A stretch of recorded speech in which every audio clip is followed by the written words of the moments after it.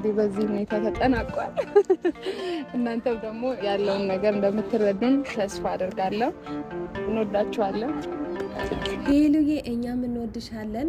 በዚህ መልኩ መጠናቀቁ ደስ ይላል።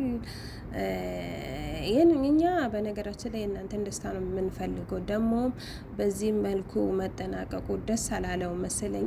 እንደኔ አመለካከት ያ ደስተኛ አይመስለኝም።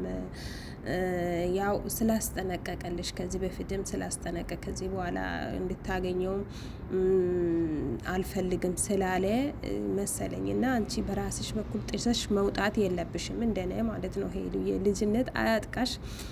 ደስ ይላል በሰላም መጠናቀቁ። የምር ከሆነ ይቅርታውን ተቀብሎ እንትን ካለ ደስ ይላል። ግን ያ በውስጡ አልተፈታም እንደኔ አስተያየት። ደስ ይላል። በተረፈ ፍቅራችሁን ያጣፍጣላችሁ። ከዚህ በላይ ድራማው ባይቀጥል በቃ ባይንዛዛ ደስ ይላል እና አንቺም እኔ የሮቤል መልስም አልገባኝም።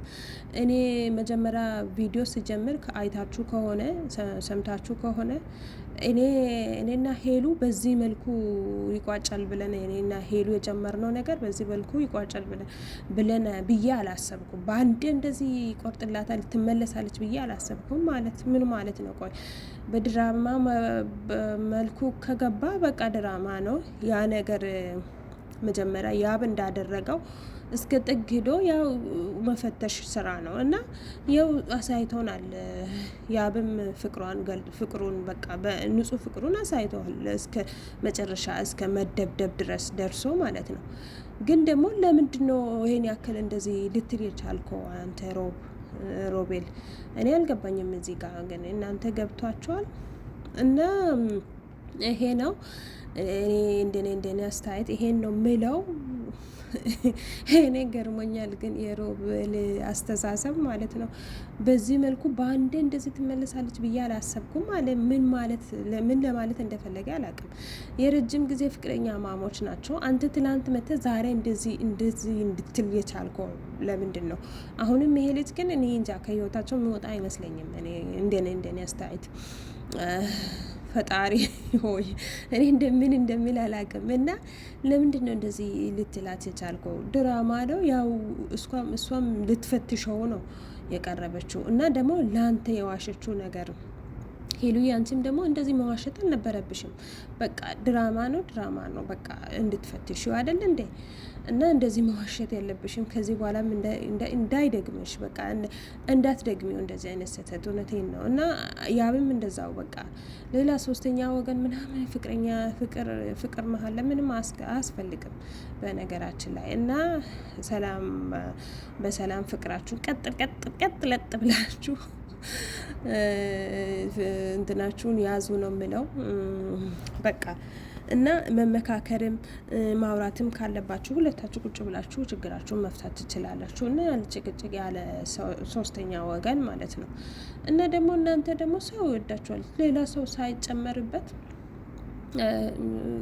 እናንተ ራሳችሁ አሁን በአንቺ በኩል ልዑሌ መልካም ወንድም ነው። ለእሷም ማክረሹ ችግራችሁን መፍታት ትችላለች። ይሄን ያክል ርቀት ሳትሄዱ እና ይሄ ነው እዚህ ላይ ይብቃ ነው ምለው።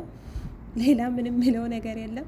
በቀጣይ ቪዲዮ ግን ያው እስኪ ያምለው ነገር ይኖራል መሰለኝ። እኔ በዚህ መንገድ እኔ እንጃ የተቋጨ አይመስለኝም ይሄ ነገር። እና እንዴት ናችሁ? ደህና ናችሁ? እኔ ጋር ሁሉ ሰላም ነው፣ እግዚአብሔር የተመሰገነ ይሁን። እንዴ ሰላምታ ራሱ አላስቀደምኩም አለው። እኔ ጋር ሁሉ ሰላም ነው። ሰብስክራይብ ሼር ስለምታደርጉልኝ የኔ ውዶች የኔ ቅመሞች እወዳችኋለሁ፣ አከብራችኋለሁ። እግዚአብሔር በያላችሁበት የጠብቃችሁ ያበረታችሁ።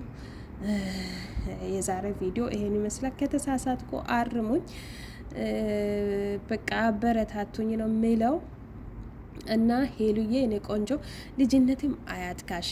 ያብም ይወድሻል፣ ያፈቅርሻል እስከ ጥግ በቃ አሳይቶሻል። አንቺም ደግሞ እንደሱ አንቺንም ፈትሾ አይቷል። እና በመፈታተሽ መሀል ሌላ ነገር ነው እንደምለው እና ፍቅራችሁን የሚያቀዘቅዝ ነገር እንዳናይ እና የእናንተን ደስታ የእናንተን ፍቅር ነው የምንፈልገው። ፈጣሪ ወልዳችሁ ሳሙ።